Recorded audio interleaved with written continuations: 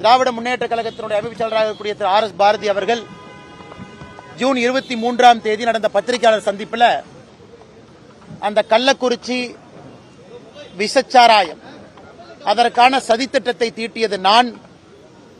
விக்கிரவாண்டி இடைத்தேர்தலுக்காக அந்த சதித்திட்டத்தை தீட்டியிருந்தேன். அது மட்டும் இல்லாம பாரதிய ஜனதா கட்சி இந்த விஷச்சாராய சாவுல சம்பந்தப்பட்டிருப்பதாக சொல்லியிருந்தார். 26 ஜூன் அவருக்கு ஒரு நோட்டீஸ் அனுப்பியிருந்தோம். அவர் சொல்லியிருக்கக்கூடிய கருத்துக்கு மன்னிப்பு கேட்கணும். காரணம், ஒரு மூத்த தலைவர் மட்டுமல்ல, அவர் ஒரு வழக்கறிஞரும் கூட. 1 கோடி ரூபாய் மான நஷ்ட ஈடு கேட்டிருந்தோம். அந்த 1 கோடி ரூபாயும் மாநில அரசுக்கு செலுத்தி கள்ளக்குறிச்சி கருணாபுரத்தில் போதை மறுவாழ்வு மையத்திற்கு அந்த 1 கோடி ரூபாயும் அளிக்க வேண்டும் என்று சொல்லியிருந்தோம். இரண்டும் அவர் செய்யாத காரணத்தினால வழக்கு தொடுக்கப்பட்டு இன்று அந்த வழக்கு விசாரணைக்கு வந்து திரு ஆர் எஸ் பாரதிக்கு எதிராக சாட்சியம் என்று கொடுத்துவிட்டு வந்திருக்கின்றோம். அதே நேரத்தில் கடந்த முறை சைதாப்பேட் கோர்ட்டுக்கு வந்த பொழுது திரு டி ஆர் பாலு அவர்களை கிராஸ் எக்ஸாமினேஷன் செய்த பொழுது என் மீது சில குற்றச்சாட்டுகளை வைத்திருந்தார். அதனால் திரு டி ஆர் பாலு அவர்கள் மீது மற்றும் ஒரு மான நஷ்ட ஈடு வழக்கு தொடுத்து இன்று கம்ப்ளைண்ட் கொடுத்திருக்கிறோம் நீதிமன்றத்திற்கு. திரு டி ஆர் பாலு அவர்கள் மீது நாங்கள் இன்று மான நஷ்ட வழக்கு தொடுத்து ஒரு கம்ப்ளைண்ட் கொடுத்திருக்கோம். திரு ஆர் எஸ் பாரதி அவர்கள் மீது தொடுக்கப்பட்ட வழக்கு நீதிமன்றத்தால் ஏற்கப்பட்டு இன்று சாட்சியம் கொடுத்திருக்கின்றோம். 2 வழக்கும் கூட முடித்துவிட்டு வெளியே வந்து நம்முடைய பத்திரிகை நண்பர்களை சந்தித்துக் கொண்டிருக்கின்றோம். உங்களுக்கு இருக்கக்கூடிய கேள்வி கேளுங்கன்னா பதில் சொல்றோம்.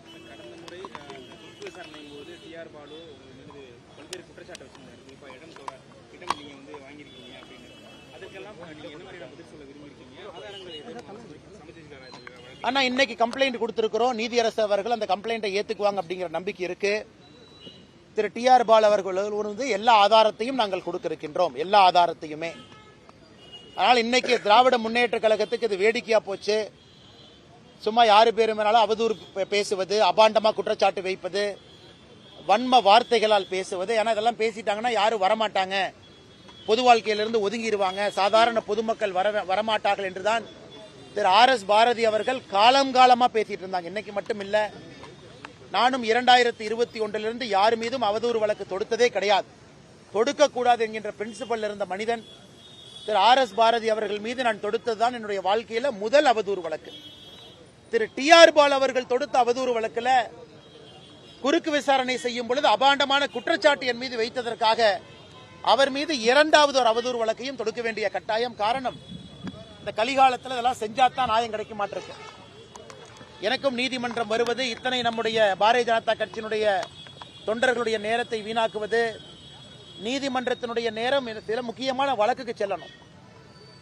அதையெல்லாம் கூட கருத்தில் கொண்டு எந்தவித வழக்கையும் தொடுக்காமல் இருந்து, ஆனா அவர்களுடைய பொய் அதிகமாகிக் கொண்டிருக்கக்கூடிய காரணத்தினால அதற்கெல்லாம் முடிவு கட்ட வேண்டும் என்பதற்காகத்தான் நானும் இந்த ரூட்டை எடுத்திருக்கேன். அதனால் நிச்சயமாக வருகின்ற காலத்தில் திரு ஆர் எஸ் பாரதி அவர்களுக்கு, திரு டி ஆர் பால் அவர்களுக்கு இந்த மாண்புமிகு நீதிமன்றம் சரியான தண்டனை கொடுப்பாங்க அப்படின்னு நான் நம்புறேன். ஆனா இன்னைக்கு 2 பேருமே வரல. திரு ஆர் எஸ் பாரதி அவர்களும் வரவில்லை, திரு டி ஆர் பால் அவர்களும் வரவில்லை. அதனால் இன்னைக்கு வந்து எங்களுடைய தரப்பு சாட்சியத்தை டிப்போசிஷனா கொடுத்திருக்கோங்கன்னா அவர்கள் அவர்களுடைய லாயரோடு வருகின்ற காலத்தில் வருவாங்க. அன்னைக்கு தான் குறுக்கு விசாரணை, வேறு விசாரணை இருக்கும். திரு ஆர் எஸ் பாரதி அவர்கள் என் மீது பேசியிருக்கக்கூடிய அவதூறுக்கான சாட்சியத்தை கொடுத்திருக்கோம். டி ஆர் பால் அவர்கள் மீது நான் கொடுத்திருக்கக்கூடிய அவதூறு வழக்கு ஏற்கப்பட்ட உடன், ஏன்னா அது நீதிமன்றத்துக்குள்ள பேசப்பட்டது, நீதியரசர் முன்பு பேசப்பட்டது, அது ஏற்கப்பட்டவுடன் அதற்கான சாட்சியத்தை அடுத்த தேதி ஏப்ரல் 7ஆம் தேதி 2026 அடுத்த தேதி கொடுத்திருக்காங்க. ஏற்கப்பட்டவுடன் அதற்கான சாட்சியத்தை ஏப்ரல் 7ஆம் தேதி கொடுப்போம். அண்ணா வேறங்கண்ணா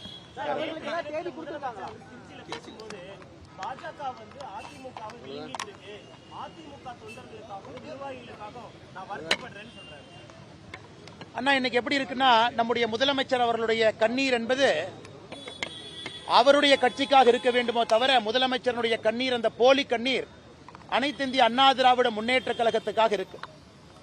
இன்னைக்கு 5 ஆண்டு காலம் ஆட்சியில் இருக்கக்கூடிய முதலமைச்சர் அவர்கள் தான் செய்திருக்கக்கூடிய எந்த சாதனையுமே சொல்லாம அனைத்து இந்திய அண்ணா திராவிட முன்னேற்ற கழகத்து கட்சிக்காக ஒரு பொய் நீலி கண்ணீரை வடித்துக் கொண்டிருக்கின்றார். முதலமைச்சர் அவர்கள் நன்றாக உணர்ந்து கொள்ள வேண்டும்.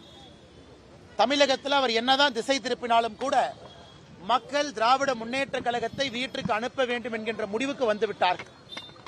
எனக்கு அனைத்து இந்திய அண்ணா திராவிட முன்னேற்ற கழகம், அந்த கட்சி, அதற்கு ஒரு பொதுச் செயலாளர், அதற்கான தலைவர்கள் இருக்கிறாங்க. அந்த கட்சி அவர்கள் முன்னேற்றத்திற்காக, தமிழக மக்கள் முன்னேற்றத்திற்காக அந்த கட்சி நடத்தப்பட்டுக் கொண்டிருக்கிறது. தமிழக பாரதிய ஜனதா கட்சியை பொறுத்தவரை எங்களுடைய தொண்டர்கள் தமிழக மக்களுடைய முன்னேற்றத்திற்காக இந்த கட்சி நடத்தப்பட்டுக் கொண்டிருக்கிறது. ஒரு தேர்தலில் 2 பேரும் கூட்டணியில் இருக்கும். இதே வாதத்தை சொல்லக்கூடிய முதலமைச்சர், இதற்கு முன்பு திராவிட முன்னேற்ற கழகத்தினுடைய கூட்டணியில் நாம இருந்தோம். 1999 2003 காலகட்டம் வரை அந்த கூட்டணியில் இருந்த பொழுது திராவிட முன்னேற்ற கழகம் கட்சி விழுங்கப்பட்டதா? அதனால முதலமைச்சர் அவர்கள் கண்ணாடியை பார்த்து பேசணும். இதே திராவிட முன்னேற்ற கழகம் இதற்கு முன்பு பாரதிய ஜனதா கட்சியினுடைய கூட்டணியில் இருந்த பொழுது அந்த கட்சி யாரும் சிதைச்சாங்களா, விழுங்குனாங்களா? அதனால் பாரதிய ஜனதா கட்சியை பொறுத்தவரை ஒரு தனித்தன்மையான ஒரு இயக்கம். எங்கள் வளர்ச்சிக்காக, தமிழகத்தினுடைய வளர்ச்சிக்காக இங்கே அரசியல் செய்து கொண்டிருக்கின்றோம். தேர்தல் காலகட்டத்தில் கூட்டணி வைப்பது இயல்புதான். அதனால் முதலமைச்சர் அவர்கள் நீ காங்கிரஸோடு கூட்டணி வைக்கிறீங்க, காங்கிரஸ் உங்களை விழுங்கிருமா? கம்யூனிஸ்ட் கட்சியை நீங்க விழுங்கிருவீங்களா? இல்ல அண்ணன் திருமாவளவன் அவருடைய விசிகேவை நீங்க விழுங்கிருவீங்களா? அதனால அந்த குற்றச்சாட்டை திமுகவின் மீது வைக்கல. ஆனா திமுக இன்னைக்கு ஏன் அந்த குற்றச்சாட்டை வைக்கிறாங்கன்னா, மக்கள் மனசுல திசை திருப்பணும், ஆட்சியினுடைய தப்பான விஷயத்தை மக்கள் பேசக்கூடாது என்பதற்காக மட்டும்தான். உங்களுக்கு தெரியும், இதற்கு முன்பு பீகாரில் ஜனதாதள் யுனைடெட் JDU இதற்கு முன்பு 2019 தேர்தல் நடந்த பொழுது அங்கே JDUவை விட அதிகமான MLAக்கள் நாம் பெற்றிருந்தும் கூட திரு நிதிஷ்குமார் அவர்களை முதலமைச்சராக்கணும். அதே போல மகாராஷ்டிராவில் சிவசேனா கட்சி தான், அந்த ஒரிஜினல் சிவசேனா கட்சி தான் பாரதிய ஜனதா கட்சி வேண்டாம் என்று வெளியே சென்று காங்கிரஸோடு கூட்டணி ஆட்சி அமைத்தார்கள். பாரதிய ஜனதா கட்சி எங்கேயும் யாருக்கும் எந்த பிரச்சனையும் ஏற்படுத்தவில்லை. எங்களை விட்டுட்டு ஒரிஜினல் சிவசேனா அவங்க தான் போனாங்க. அந்த சிவசேனாலிருந்து தான் ஏக்நாத் ஷிண்டே அவர்கள் உடைத்துக் கொண்டு பாரதிய ஜனதா கட்சியில வந்தாங்க. எங்களை விட குறைவான சட்டமன்ற உறுப்பினர்கள் இருந்தும் கூட இதற்கு முந்தைய பீகார் தேர்தலில் திரு நிதிஷ்குமார் அவர்கள் முதலமைச்சராக அவருக்கு அந்த பொறுப்பு கொடுத்த கூட்டணி தர்மம். இன்றும் கூட எங்களை விட குறைவான சட்டமன்ற உறுப்பினர்கள் இருக்கக்கூடிய JDU கட்சி அங்கே ஆட்சி பொறுப்பு நம்ம கொடுத்திருக்கோம். ஆனால் முதலமைச்சருக்கு இதெல்லாம் புரியாது, இதெல்லாம் தெரியாது. வேண்டுமென்றே அபாண்டமான குற்றச்சாட்டை சுமத்த வேண்டும் என்பதற்காக முதலமைச்சர் அவர்கள் பேசிக் கொண்டிருப்பதாக நாங்கள் பார்க்கின்றோம். சிலிண்டர் விலை உயர்வை கண்டித்து போராட்டம் நடத்துறாங்க. ஒரு அசாதாரண சூழல் நிலவுதா, எப்படி இருக்கு சார் இது? அண்ணா, இதை கொஞ்சம் விரிவா நான் பேச விரும்புறேங்கன்னா, சிலிண்டரை பொறுத்தவரை நமக்கு பெரும்பாலும் வரக்கூடிய LPG சவுதி அரேபியாவிலிருந்து பெரும்பாலும் வருது. அது ஸ்ட்ரெயிட் ஆஃப் ஹோர்முஸ் பகுதியிலிருந்து நமக்கு வரணும். இன்று ஈரான் இந்த போர் ஆரம்பித்த பிறகு அந்த ஸ்ட்ரெயிட் ஆஃப் ஹோர்முஸ் அந்த பகுதியை மூடி வச்சிருக்கிறாங்க. அதனால் எந்த கப்பலும் கூட வெளியே வர முடியாத ஒரு அசாதாரணமான சூழ்நிலை நிலவுகிறது. நம்முடைய மத்திய அரசை பொறுத்தவரை பல இடத்துல நம்ம பெட்ரோலியம் உற்பத்தி பொருட்களை வாங்கினாலும் கூட, இம்போர்ட் செய்தாலும் கூட, ரஷ்யாட்ட, வேறு வேறு காலகட்டத்தில் ஈராக்கு கிட்ட, சவுதி கிட்ட, கட்டாரு கிட்ட. ஆனா அந்த LPG கேஸ் மிக அதிகமாக சவுதி அரேபியாவிலிருந்து வருது. அந்த பகுதியில் மட்டும் அது வரணும். ஆனால் இன்று எல்லோரும் எதிர்பார்ப்பது மிக விரைவில் அந்த ஸ்ட்ரெயிட் ஆஃப் ஹோர்முஸ் அந்த வளைகுடா பகுதி இயல்பு நிலைக்கு வந்த பிறகு கப்பல்கள் வர ஆரம்பிக்கும். இன்னைக்கு கமர்ஷியல் சிலிண்டர், நேற்று கர்நாடகாவில் ஹோட்டல் அசோசியேஷன் அவர்கள் ஒரு அறிக்கை கொடுத்திருந்தாங்க. இன்னைக்கு அன்னபூர்ணா கோயம்புத்தூர்ல நிறுவனம் ஒரு அறிக்கை கொடுத்திருக்கிறாங்க. சென்னை ஹோட்டல் ஓனர்ஸ் அசோசியேஷன் கொடுத்திருக்கிறாங்க. அவங்க கொடுத்திருப்பது அவங்களுடைய பிசினஸ் சம்பந்தமா கொடுத்திருக்கிறாங்க. இதில் அரசியல் எதுவும் கற்பிக்க விரும்பல. என்ன கமர்ஷியல் சிலிண்டர் புக் பண்ணணும்னா 21 நாள் இடைவெளி இருக்கணும். இந்த போருக்கு பிறகு மத்திய அரசு அதை 25 நாள் ஆக்கியிருக்கிறாங்க. 25 டேஸ் கேப் கொடுக்கணும். அதனால் கண்டிப்பாக ஒரு அசாதாரண சூழல் இருக்கு. ஆனா நம்முடைய நோக்கத்தை பொறுத்தவரை வீட்டிற்கு தேவையான நார்மல் சிலிண்டர் அது வந்துடணும், தங்குதடை இல்லாம வரணும். அது நம்மளுடைய ஃபர்ஸ்ட் வேலை. அதே போல நம்ம பயன்படுத்தக்கூடிய பெட்ரோல், டீசல் அது இடைஞ்சல் இல்லாம வரணும். அதே போல கமர்ஷியல் சிலிண்டரும் இடைஞ்சல் இல்லாம வரணும். இன்னைக்கு நிச்சயமாக மிக வேகமாக இது இயல்பு நிலைக்கு திரும்பும் என்கின்ற நம்பிக்கை உங்களுக்கு தெரியும். நம்ம ஆட்சிக்கு வந்த பொழுது 2014 14 கோடி குடும்பத்தில் கேஸ் சிலிண்டர் இருந்துச்சு. இன்னைக்கு அது 33 கோடி குடும்பத்திற்கு கேஸ் சிலிண்டர் போயிருக்கு. அப்பனா 12 ஆண்டுகள்ல 14 கோடியிலிருந்து 33 கோடியாக கேஸ் சிலிண்டருடைய எண்ணிக்கை உயர்ந்திருக்கு. அது மட்டும் இல்லாம 2014க்கும் 2026க்கும் கேஸ் பயன்பாடு என்பது பல மடங்கு உயர்ந்திருக்கிறது. இன்னைக்கும் 60% நாம் இறக்குமதி செய்துதான் மக்களுக்கு பெட்ரோலியம் பொருள் கொடுத்துக்கிட்டு இருக்கோம். அதனால் பொதுமக்கள் யாரும் அச்சப்பட தேவையில்லை. மிக விரைவில் இயல்பு நிலைக்கு இது வரும். நம்முடைய அரசுக்கு இண்டிவிஜுவலா ஒரு ஸ்ட்ராட்டஜிக் பெட்ரோலியம் ரிசர்வ் ஒரு அரசும் வச்சிருக்கு, நாமளும் வச்சிருக்கோம். பாரத நாட்டிலும் பெங்களூர் போர்ட் உட்பட நாம ஸ்ட்ராட்டஜிக் பெட்ரோலியம் ரிசர்வ் கையிருப்பு இருக்கு. அதனால் யாரும் அச்சப்பட தேவையில்லை, பயப்பட தேவையில்லை. அதற்கான எல்லா பிரச்சனைகளையும் களைவதற்கான முயற்சியை மத்திய அரசு எடுத்துக் கொண்டிருக்கின்றார்கள் என்கின்ற செய்தியும் இந்த நேரத்தில் பத்திரிகை நண்பர்கள் மூலமாக நான் தெரிவிக்க கடமைப்பட்டிருக்கின்றேன். தேவையில்லாத பொதுவெளியில அச்சத்தை, பயத்தை ஏற்படுத்த வேண்டாம் என்கின்ற அன்பான வேண்டுகோளையும் இந்த நேரத்தில் நாங்கள் தெரிவிக்க கடமைப்பட்டிருக்கின்றோம். அண்ணா திரு விஜய் அவர்களை பொறுத்தவரை நான் ஏற்கனவே பலமுறை சொல்லி இருக்கின்றோம்.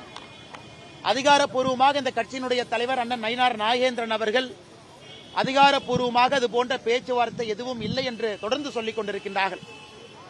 என்னை பொறுத்தவரை ஒரு டீயும் காஃபியும் எப்பொழுதும் கலக்காது என்று சொல்லிக் கொண்டிருக்கின்றேன். காரணம் சித்தாந்தங்கள் வேறு.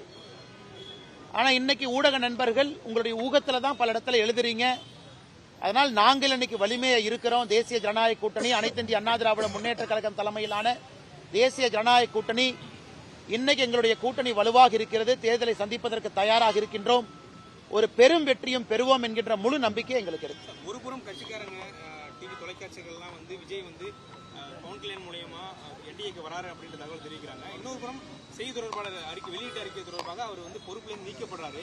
கட்சிக்குள்ளே ஒரு குழப்பம் இருக்கு அப்படின்னு திரு ANS பிரசாத் அவர்கள் கட்சியினுடைய ஒரு மூத்த உறுப்பினர், ஒரு நல்ல செய்தி தொடர்பாளர், பத்திரிகையாளர்களோடு மிக நெருங்கிய தொடர்பில் இருக்கக்கூடிய மனிதர்.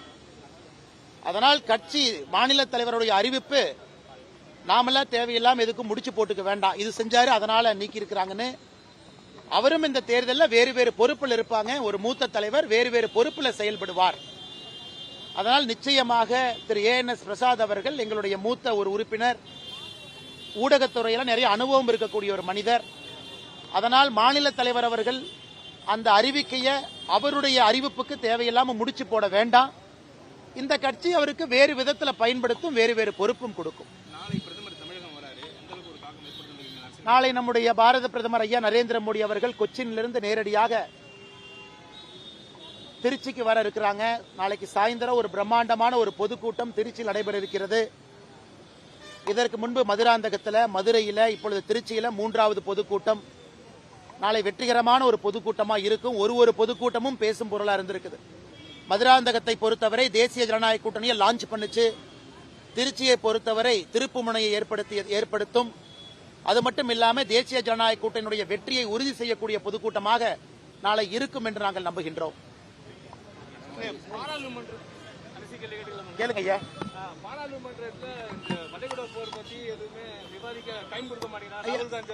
இல்லைங்க ஐயா, பாராளுமன்றத்தில் திரு ஜெய்சங்கர் அவர்கள் வளைகுடா போரை பற்றி விவாதிப்பதாக நோட்டீஸ் கொடுத்துட்டாங்க. நம்முடைய அரசு சார்பாக வளைகுடா போரை பற்றி விவாதிப்பதற்கு தயார், அதற்கான நோட்டீஸ் கொடுத்துட்டாங்கன்னா கண்டிப்பா விவாதம் நடக்கும். எதிர்க்கட்சி தலைவர் மாண்புமிகு ஐயா ராகுல் காந்தி அவர்கள் அவர் பேசியது 2-3 நாட்களுக்கு முன்பு. இன்னைக்கு மத்திய அரசு பாராளுமன்றத்தினுடைய உறுப்பினர்களுக்கு இதை பத்தி சொல்லுவாங்க. அது மட்டும் இல்ல, ராகுல் காந்தி ஐயாவுடைய கட்சியை சார்ந்திருக்கக்கூடிய திரு சசி தரூர் அவர்கள் தான் வெளியுறவுத்துறைக்குரிய பாராளுமன்ற குழுவினுடைய தலைவராக இருக்கிறார். அவருக்கு எப்ப வேணாலும் யாரை வேணாலும் கேட்பதற்கான உரிமை இருக்கு.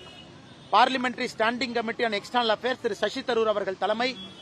அவர் ஃபாரின் செக்ரட்டரியை கூப்பிடலாம், யாரை வேணாலும் கூப்பிடலாம், எந்த கேள்வி வேணாலும் கேட்கலாம். காங்கிரஸ் கட்சி கையில பாராளுமன்ற standing committee on external affairs இருக்கும் பொழுது திரு ராகுல் காந்தி அவர்கள் பேசியிருக்கக்கூடிய இந்த பேச்சு தேவையில்லாத ஒரு பேச்சாகத்தான் எங்களுடைய கருத்தாக இந்த நேரத்தில் இருக்கு. நன்றிங்க ஐயா. பார்ப்போம்.